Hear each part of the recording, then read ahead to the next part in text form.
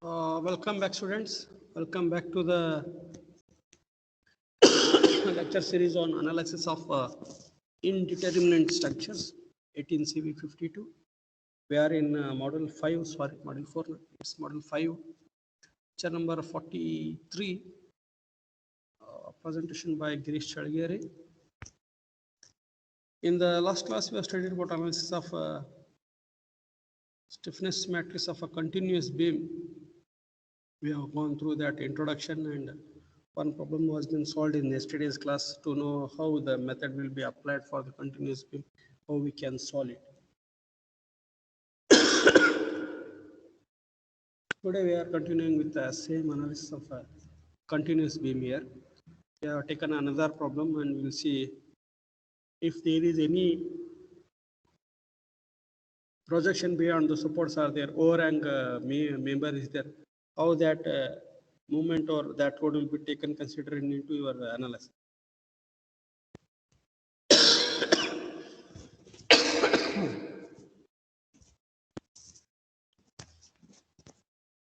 So start with analyze the beam shown in the figure by stiffness matrix method. Here you can see the continuous beam ABCD, where we have A member is been fixed end, where B and C is having roller supports, and member CD is overhang from C point at of 2 meters. The span between AB is 6 meters, which is having a point load of 90 kilonewtons at a distance of 2 meters from support A, and having a rigidity of 2 times the initial, that is 2I. Member BC is having a span of 4 meter and is subjected to a UDL of 80 kilonewton per meter for the entire span of 4 meters, and the modulus of rigidity for this member is I.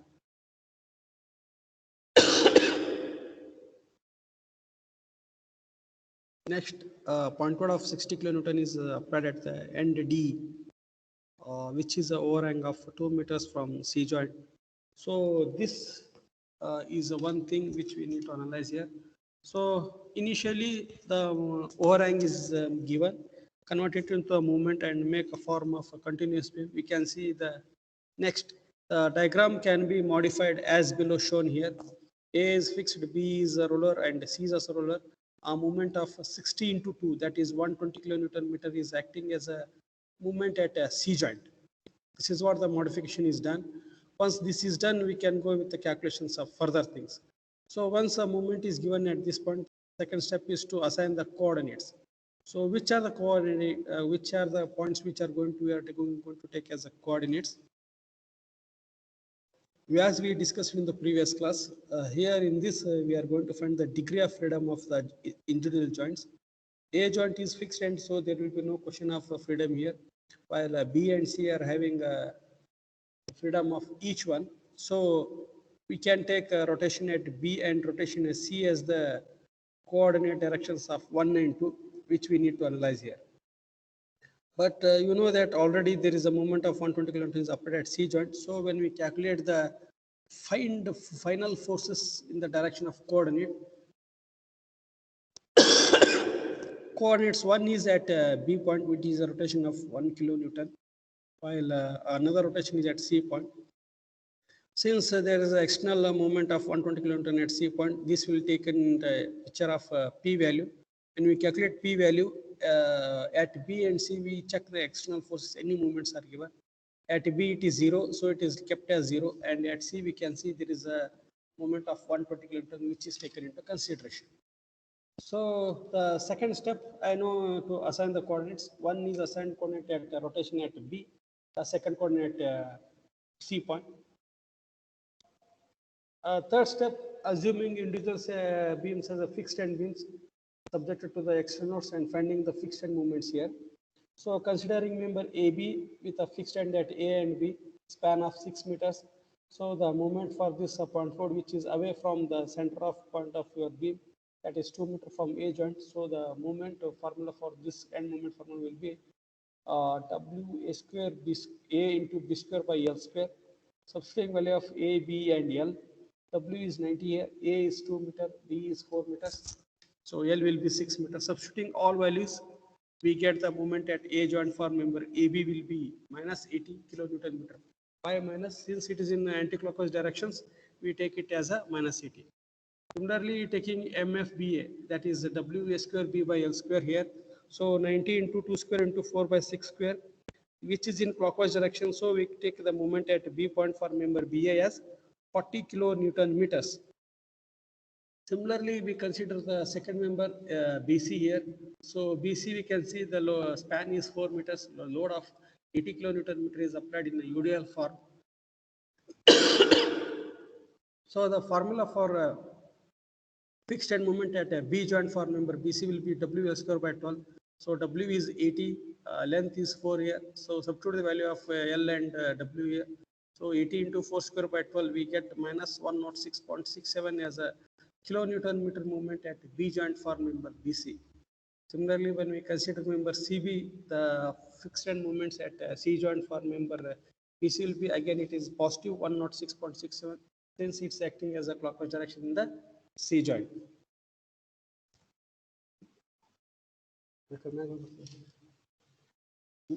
Next comes is the PL value. We want to find that PL value. PL value we should need to find it at a B joint and at C joint. At B joint, you know the summation of movements at B joint and summation of movement at C joint. So summation of movement at B joint means there are two members connected with this point, that is MFBA plus MFBC. So MFBA, it is a 40 kilonewtons, and MFBC minus 106.67, and considering MFCB, the moment at C joint for member CB will be plus 106.67. So adding all these numbers, we get the PL value at a B joint, it will be minus 66.67, and similarly the moment at C point for member CB will be 106.67, which is positive here.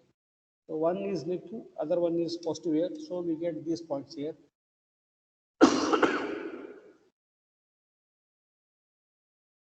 We got a P value, we got a PL value. Next, we need to find the stiffness matrix here. We want to calculate the stiffness matrix.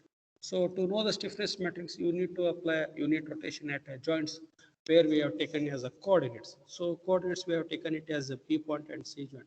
So you are applying a unit rotation at a B joint as shown in the figure, or member ABC, where A and A is fixed and BC are in the roller support. So when we apply a unit rotation at B joint, we can see the rotation values, that is K11 at B joint and K21 at C joint. What is this K11? That is the stiffness at, we can see one means stiffness at first coordinate point due to unit to movement applied at first coordinate joint. K21 is the stiffness of second coordinate point joint due to unit load, unit rotation applied at first joint. This is K21. So if we take K11, what happens here? We can see in the diagram, due to unit movement applied at K point, B point, we can see there will be a movement in a rotation of movement takes place in both members, BA as well as BC. So the stiffness of BA plus stiffness of BC will be K11, that is stiffness of first joint. So we can substitute the value of KB1 and KBC here. So KB1, we can see it is 2EA by LBA, 2 theta B plus theta A. Similarly, plus for BC, it will be 2EA by L theta B plus 2 times theta B plus theta C. This, as we did in the earlier class, make sure that when we apply unit load at only that rotation will be active. Remaining other than other joint rotations will be 0. Since here we can see we are applying a unit movement means unit rotation at B joint. So the rotation at C and the rotation at A will be automatically 0. So taking the theta A is 0 here and theta C is 0. Substituting values, we get 2E into 2I divided by 6 span between BC, and 2 theta B will be there, plus similarly 2EI by 4 into 2 theta B. So this will be 2 into 2 into 2, that is 8 by 6 EI theta B plus 1 theta B. So totally we get 4 by 3 plus 1, that is 7 by 3 EI theta B will be the stiffness at first coordinate joint due to unit movement applied at first joint, that is K11. K11 equals to 7 by 3 EI theta B. Similarly, when we take K21, that is stiffness of second coordinate joint due to unit movement of at first joint, we get KCB here. So KCB is nothing but 2 EI by L, that is 4 here. So 2 EI by 4 into theta B. Again, there will be 2 theta C plus theta B here. Theta C we can't take into consideration because unit rotation is applied at B point, only B will be active. So we are taking B as the one here. So 2 EI by 4, that is 0.5 EI theta B. This is the rotation K stiffness of second member due to unit movement applied at first member. After getting K11 and K21, calculate apply a unit rotation at C point. We can see here we are applying unit rotation at C point, that is theta is equal to 1 at C joint. So the rotation factors due to applied movement at C we get in only member CB here as shown here. So let this be K12 and this will be K22. K12 is nothing but a stiffness of the first member due to unit load applied at second point, and stiffness K22 is a stiffness at a second joint, coordinator joint, due to the unit movement applied at second joint. So K12 equals to 2 EI by L. It is L is nothing but difference between BA and BC. BA there is no rotation, so we will take that. BC we have a span of 4 meters, so 2 E bracket of 2 I divided by 4 into theta B. Because theta C is there, but it is not consideration. 2 times theta B will be 0, only theta C 1 will be there, plus 2 EI by 4, that is for BC into theta C. So left with only 2 by 2, EI cancels, left with only 1.5 EI theta C for rotation at first coordinate code of that second. So K2 is 2 EI by 4 into 2 times theta C. So therefore that is 1 EI theta C. So stiffness metric equations, what we get here is K delta is equal to P minus P. So as the K factor you know that is K11, K12, K21, K22. We substitute the value here, that is K11 7 by 3, K12 0.5, that is 1 by 2. Again K21 it is 1 by 2, that is 0.5, and K22 is 1. And deltas unknowns here which we are taken is theta B is a 1 on first coordinate unknown and theta C is a second coordinate unknown. Coming over to P here, so in the first we have seen that there was an overhang given after C joint, which was connected to a moment of 1 kN at C joint in the clockwise direction, and remaining at B joint there was no movement. So P is equal to 0 by 120 minus of PL. PL as we calculated the fixed moments, finding the fixed moment average at B point and C point. At B point it is minus 66.7 and at C joint it is 106.67. So taking into this consideration, we can write the equation as 2.667 into theta B plus 0.5 theta C is equal to 66.7. So minus into minus we get plus. So plus 66.7 is the moment at this point. Similarly, second one, 0.5 theta B plus theta C, EI theta C is equal to 120 minus 106.67, left with 13.33. So we get, you can see here, 33. Using calculators, we can find the theta B and theta C. So EI theta B, the two unknowns, we get 28.8, while EI theta C equal to minus 1.07.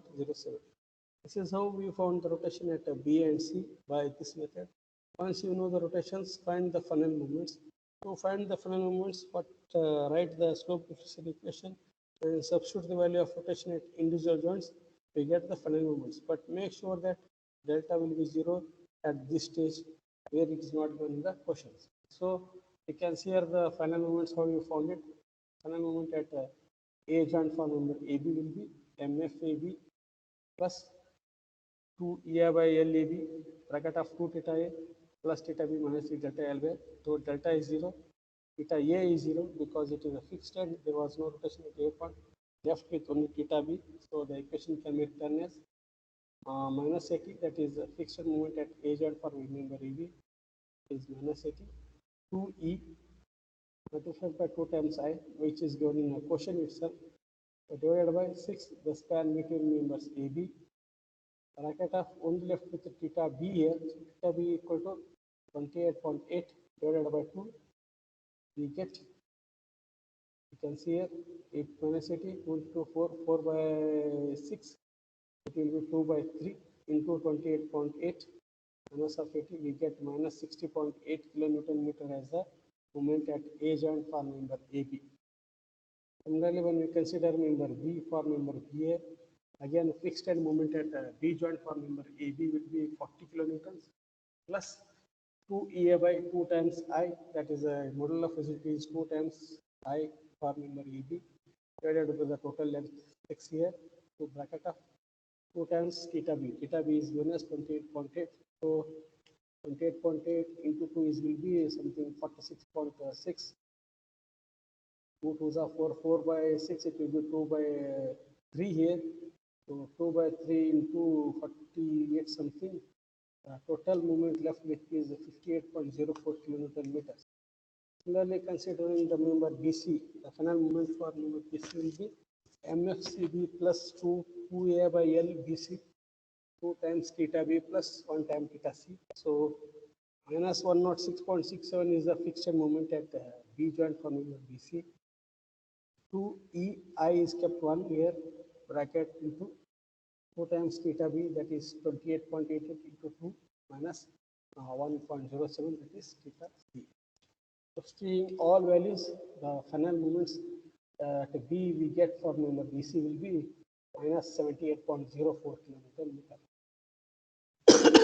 Similarly, when we consider the last moment for member BCB, you can see the same formula MFCB plus 2EA by LCB plus theta 2 times theta C plus theta B minus 3 delta by L. Delta will be 0 directly here. No displacement is given. Substitute the value of theta B and theta C along with MFCB. So MFCB is 106.67 plus 2E by L, that is 4 into 2 times theta C, that is minus 1.07 plus 28.8. When we compute all this, final moments at C point what we get for member CB is 120 kilonewton meters. So once you find the final moments by using the slope equation and substituting the values, you can see the diagram here. Final bending moment diagram will be done like this. At A, we have a moment of 60 kilonewtons, which is in anti-clockwise direction, minus 60. I think you can see here is minus 60.8. So minus means how it will act? Yeah, it will be taken in the point here, and we draw a circle for this.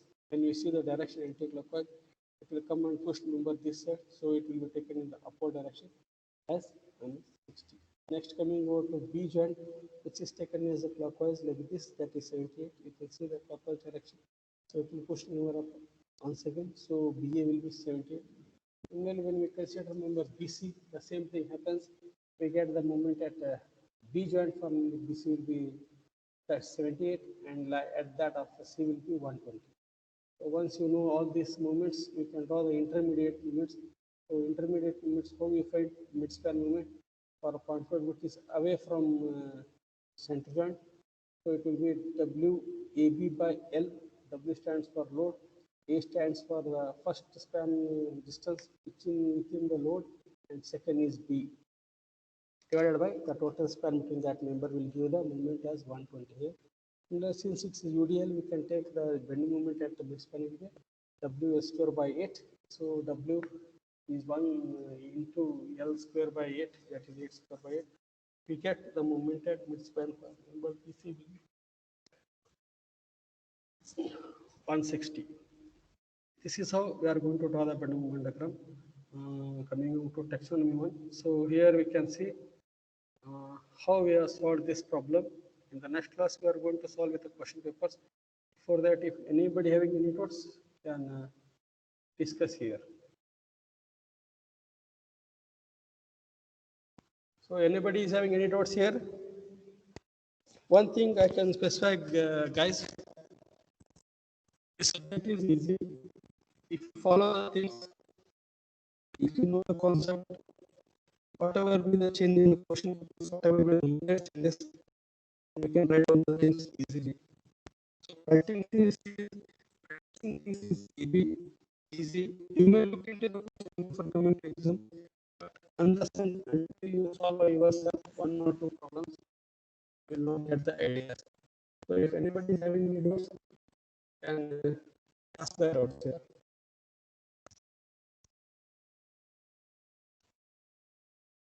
Yes, guys.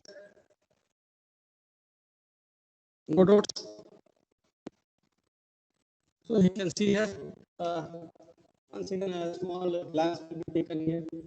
Steps are considered for this lecture. Overhang is given. Convert this overhang into moment 16 to 2. We calculate 120. It has a p value. P value is nothing but we are considering two coordinates. Coordinate at B, other coordinate at C. Now we consider the coordinates. That's nothing but theta y, theta A, theta B, theta C. Three joints, three rotations. Since A is fixed, the rotation at A will be 0. So left with only two unknowns, that is theta B and theta C, which we call it as a degree of freedom, for which we are going to calculate the moments.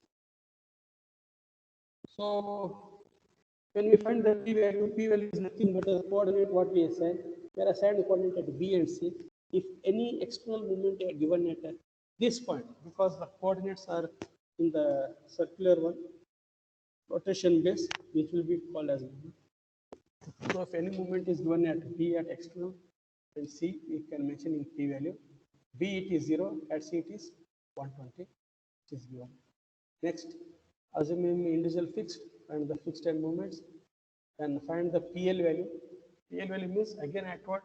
One is B first joint consider as B here. So find the summation of moments at B joint. The second coordinate is C joint. Find the moment at C joint. Add them, we get PL value. Then apply unit moment at individual joints at the coordinate first and second. Find the stiffness in the individual members. So a thing to be kept in mind while finding the rotations is, I am writing equation here for member BC 2EI by LBC into 2 theta B plus theta C. So which should be taken 0 here. Even though there is theta C present, we take it as 0. Why? I told that whenever we rotation is applied in one joint, see here, B joint is applied with one rotation. So remaining the rotations at A and C will be 0 automatically. Only B will be active. In this question, C will be 0 and A will be 0. Only theta B will be there. That's what substituting values we get A11, K12 and K2. Once we got the stiffness matrix, then find the stiffness matrix equations we have written. That is K into delta is equal to P minus PL. So substituting all the values, that is K, delta, P and PL value, we can see how the equations we got. We get that rotation at B as 28 and rotation at C as -1. Substitute these in slope diffraction equation in the Fresnel moments. We get the Fresnel moments. Once we got the moments, draw the BM. Coming to this Boole's technology in level, we can see here which level today we have considered, we have designed. That is, we know the concept, we understood the concept here. So we were in level 2 because explain ideas and concept, where concept we know already. So we understood the concept here. Then we are going to apply it in a continuous beam or a frame, whichever you are analyzing. For that we are applying this information, whatever you understood, and analyzing the beam here, and to draw the shear force and bending diagram. So we are from level 2 to level 4 we are learning in this class. This is how the taxonomy table explains. Clear, guys? So I think another 4 classes will be there. 28th will be your final IA. Before that, we are going to complete the chapters another 6 class I need to complete, because today is 44th class we are completed. Remaining 2 classes will be completed by shortly. If students are having any doubts, they can conclude the doubts. Okay.